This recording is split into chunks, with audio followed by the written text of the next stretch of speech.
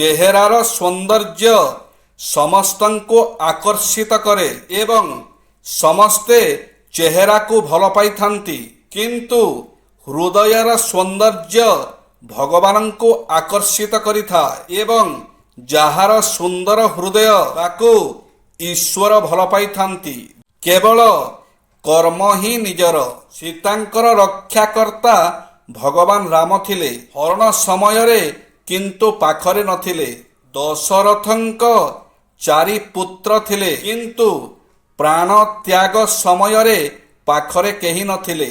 ରାବଣ ମଧ୍ୟ ଶକ୍ତିଶାଳୀ ଥିଲେ। ଲଙ୍କା ଜଳିବା ସମୟରେ କେହି ନଥିଲେ। ଶ୍ରୀକୃଷ୍ଣ ସ୍ୱୟଂ ସୁଦର୍ଶନଧାରୀ ଥିଲେ। ଶରାଘାତ ସମୟରେ କେହି ନଥିଲେ। ଶରଶଯ୍ୟାରେ ପଡ଼ିଥିବା ପିତାମହ ପୀଡ଼ାର ଭାଗିଦାରୀ କେହି ନଥିଲେ। ପ୍ରକୃତ ସତ୍ୟ ଜାଣିନେବା ଆବଶ୍ୟକ। ସଂସାରରେ ନିଜର ବୋଲି କେହି ନାହିଁ, କେବଳ କର୍ମ ହିଁ ନିଜର।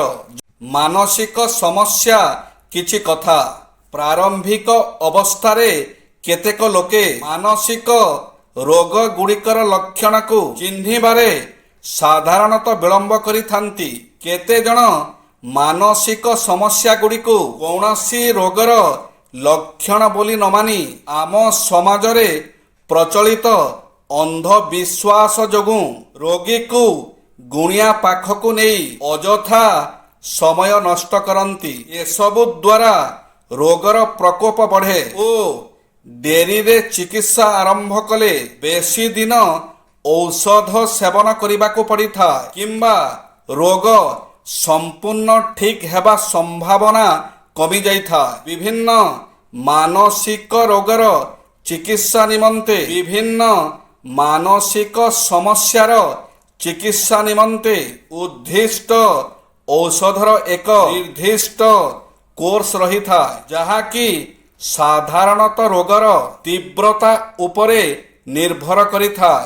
ଏହି କୋର୍ସ ଅନୁସାରେ ଔଷଧ ଖାଇଲେ ଆଉ ରୋଗର ଲକ୍ଷଣ ଦେଖାଯାଇ ନଥାଏ। ରୋଗର ତୀବ୍ରତା କମିଲେ ଔଷଧ ଗୁଡ଼ିକର ମାତ୍ରା ମଧ୍ୟ ଧୀରେ ଧୀରେ କମାଇ ଦିଆଯାଏ। ମାନସିକ ରୋଗ ବିଶେଷଜ୍ଞଙ୍କ ବିନା ପରାମର୍ଶରେ ଔଷଧ ବନ୍ଦ କରିଦେଲେ ରୋଗ ପୁନର୍ବାର ଦେଖାଯିବା ଆଶଙ୍କା ରହିଥାଏ। ବର୍ତ୍ତମାନର ଆଧୁନିକ ଚିକିତ୍ସା ଯୁଗରେ ମାନସିକ ରୋଗ ଗୁଡ଼ିକର ଚିକିତ୍ସା ପାଇଁ ବ୍ୟବହାର କରାଯାଉଥିବା ଔଷଧ ଗୁଡ଼ିକୁ ସମ୍ପୂର୍ଣ୍ଣ ରୂପେ ସୁରକ୍ଷିତ ଓ ଏଗୁଡ଼ିକର କୌଣସି ବଡ଼ ପାର୍ଶ୍ୱ ପ୍ରତିକ୍ରିୟା ନାହିଁ।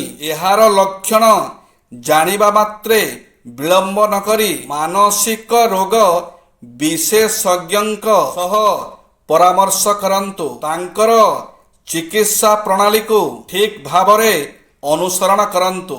ଧନ ଜନକୁ ନେଇ ଗର୍ବ କର ନାହିଁ, କିଛି ନୁହେଁ ଚିରସ୍ଥାୟୀ।